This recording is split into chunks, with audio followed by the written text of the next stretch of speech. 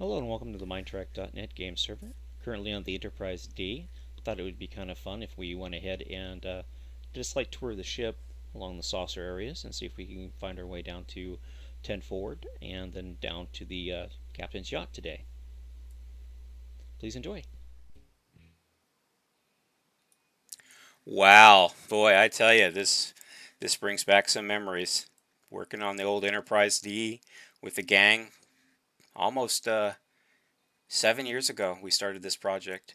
I just finished wrapping up the Enterprise E's preliminary build and wanted to do a proof of concept for the Enterprise here.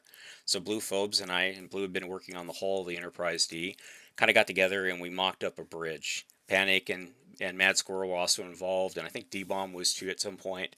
And we had some fun with it. It went through a couple of revisions, but eventually the proof of concept panned out, and the green light was given for going ahead and starting the build. Now, I initially designed the Enterprise D with the Sternbach plans in mind, but I also wanted to include a lot of the stuff that Ed Whitefire had in his plans.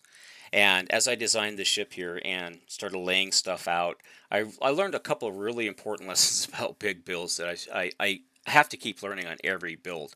Do the hull first. Don't start your interior building until you do the hull, because windows will not line up. So here we are in the hangar, and the initial layout for the hangar, we went through a couple of reversions. This is the second revision of the main hangar because we had a different style initially. Then I went ahead and switched over to this style because I like this style better. But the first attempt to build the Enterprise D failed, and we had to start the project over again about a month into it. And I laid out the hangar, and I was working with Ipanic at the time, and Ipanic and I talked about how we wanted to have like a concave thing. And then I left it alone, and Panic just went to town on it and did a really nice job with that hangar. Now this atrium here, there are three atriums on the ship. This is the forward atrium on the forward facing of the ship, and then there's one on the port and starboard main corridors as well. The reasons those are in the ship and they're not in the Sternbach plans is because they were in the Whitefire plans, and Bluephobes like, hey man, can we include these into the ship? So I went back through and I redesigned it and included those. As we move forward here, down through here, we have a couple of emergency lockers. Now this is one of the big thing I wanted to add to the ship: are emergency lockers, repair lockers, first aid and security stations on all the decks, because it just stands to reason. Now, when it came to the grotto here, I put out a contest, and the only person that was really interested in doing it was Shadow Appler. And so he said, "Give me a week, and I'll give you a nice grotto." And oh boy, did he deliver! I mean, the grotto on this thing is just incredible. Shadow Appler did a fantastic job on it. I mean, now because it's been 7 years, it looks a little dated and stuff because block palettes changed and everything else. But overall, it's still a very dynamic location on the ship. And as we move forward here, we're going to enter the concert hall, or the theater of the ship. And this was designed by Ipanic, and I love this theater. I absolutely love the way he designed that. He's really good at designing those. He's also designed the one for the Enterprise E as well. But this one here on the D is superb. It's just beautiful. Fun fact, this is actually where Picard's quarters is located. But in order to put this theater in to the scale we wanted, I had to move Picard's quarters. I know that myths some people up off and stuff, but hey, the way I say it is the Enterprise D that Picard commanded, well, that ship was lost. I mean, Deanna crashed that baby into a planet. Come on. So this here was an Enterprise that they found because of a temporal anomaly. So it's actually from a different reality, you might say. So this Enterprise has slight changes from the one we see in the TV show and in Generations where it was destroyed. Here we are at 10 forward. And I believe this was a group thing. A bunch of folks worked on this. Again, I believe it was Madsqurrel, Ipanic, a whole bunch of other people worked on it. Now, all these rooms here along deck 10 and above on deck 9 were all done, all these quarters, or excuse me, these rim rooms were all done by Shadow Appler. Again, shout out to Shadow Appler for getting them all filled in. Now, initially, these rooms were really narrow, and I wanted them to be bigger. So I moved the corridor back and kind of reshaped this whole deck so that we'd have room. And that was one of the big engineering challenges for this ship, was taking it from the design phase of this is how Sternbach laid it out, this is how Whitefire laid it out, this is how I'm going to lay it out. And I made a lot of subtle changes, and I added a lot of extra content: Jeffries tubes, turbo lifts to areas. Came up with the concept for using turbolifts to move cargo, ergo, that's why you have, like, think of it like a pneumatic system. And stairwells going to every deck, Jeffries tubes going to every deck, pretty much every location on the ship. If you wanted to go from deck 1 all the way down to the bottom deck of the drive hull, you could simply by using Jeffries tubes, crossing corridors here and there, whatnot.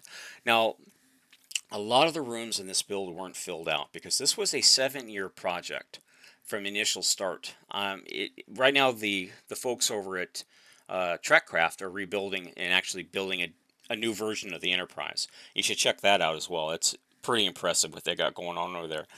Again, when I was building this D, we were doing it by the old method, which was, Lolo it. You only live once. So might as well just have fun with it. And I tell you, I did have a lot of fun building this ship. And I had a lot more fun going back through and tearing it apart deck by deck and updating it. And the plan was I was going to go back through again when we had our new resource pack and fix all the little problems that I knew were still there. I mean, update the Jeffries tubes, revamp all the rooms, even if I had to add additional corridors to kind of get the rooms all more uniform, because this ship has some pretty darn big crew quarters, mind you. And it was a lot of fun initially designing the ship out. And as we walk down this corridor here, boy, the memories come back. I placed every one of these blocks.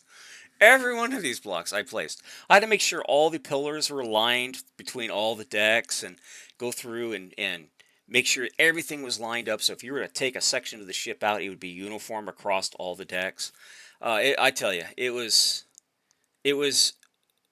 it was a great way to deal with a lot of stress in life, just focusing on this for so many years. And I think overall the initial build took about 2 years. Then the revamp took a full year, and then additional detailing stuff off and on took another year. So all in all, from start to where I walked away from the project was about 5 years. And when I say walk away, I don't mean like, oh, I give up and move on. It was, no, I went on to other projects. I started new other projects, or I took some time off and things and whatnot. Now, on every deck, I included a security section and a first aid section, and some decks have multiple of those. Here we are again in another big grotto. A lot of the stuff's not finished, it just is what it is. Here's a bathroom, and this is part of the gangway access, so you can go between the decks. You have stairwells and stuff. There's a Jeffries tube on your left, and come back out into the main hall here. We're down in the lower sections of the ship, working our way towards the center of the ship and the captain's yacht. Designing set pieces. One of the big set pieces was, of course, Sickbay. All we know is that one little section of Sickbay that we see, and I had to make an entire forward deck Sickbay. If you get a chance to tour the ship, check out, I think it's on deck 5, the Sickbay. Now here we are at the bottom. This is where the clamshells are. And designing this whole area was a lot of fun, as well as designing the fish tank and the dolphin escape system. Planning all that, actually putting in a life pod for the dolphins, so the dolphins, if they have to, they can evacuate the ships like everybody else. That was a lot of fun. Now we're back to the central corridor, and we're working our way around the computer core. I didn't design the computer cores. I believe MHeller did that. But yeah, there's the computer cores. She did a wonderful job with those, by the way. They were pretty cool. And walk around the front here, and then there's a centralized. Right there's the centralized stairwell. You follow that, it goes almost all the way up to deck. I think it goes all the way up to deck 2. And then there's a little bit of a maneuvering around to get up to deck 1, because that's just the way the ship was initially laid out. There's the captain's yacht, initially designed, I believe, by Ipanic. And I never really did much with it, and I planned on going back through and, of course, reworking it, but I didn't actually do that. I sort of kind of left it alone. I figured at some point, we'll get it done. We'll get her done. And, of course, that never happens. That's the nature of building these big builds. You build on them and you build on them. You'll never, ever get them complete. You can get them most of the way complete, but there's always going to be updates, always going to be changes. And building the Enterprise D definitely proved that. We also want to include a lot of transporter rooms and everything else. Here we are again in a big cargo bay area, the lower clamshell. Here's the lower clamshell right here. I'm flying along here, taking a look at this. This was a lot of fun to design because we had no concept of it. Right over there is the escape pods for the dolphins, and the fish tank area for the dolphins. Or actually, that's a control room. But yeah, this was all space that had to be filled and used. And that was another thing I found with this build. The hull gave us a lot more room to work with than the plans accounted for. And instead of just filling it with black blocks, void blocks, I decided to go ahead and utilize as much space as I could. This ship does have a space frame, and it was designed and built into the ship as part of the ship.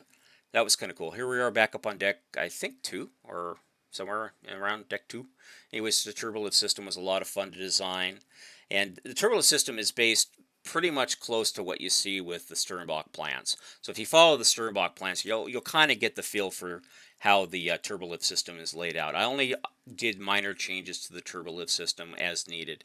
Here we are in an upper cargo bay, and this ship has a lot of cargo space, and there are the pneumatic turbolifts. You basically have a cargo container, sits on here, and then just goes into the turbolift to wherever it needs to go. And then either the crew or somebody would offload it and back to the cargo bay to go. Now the drive hull has lots of cargo space as well, as does the turbolift system. So here we are, back on the bridge. It's been a long and fun journey. I have to say, I had a lot of fun building the ship with everybody. And this video has nearly 2,000 views. It's the channel opener for my channel. But by no means is it the top viewed video on my channel. I think that goes to the Star Wars Episode 9 script leak video. That was a lot of fun writing that script. And all things considered, I do think my script would have been a lot better for Episode 9 than the movie we ended up with. But hey, that's my bias. Anyways, I do appreciate you taking time to watch. Check us out on Mindtrack, or check out Trekcraft as well. They're building a new enterprise as well. Anyways, thanks for watching. Have a great day. Bye-bye.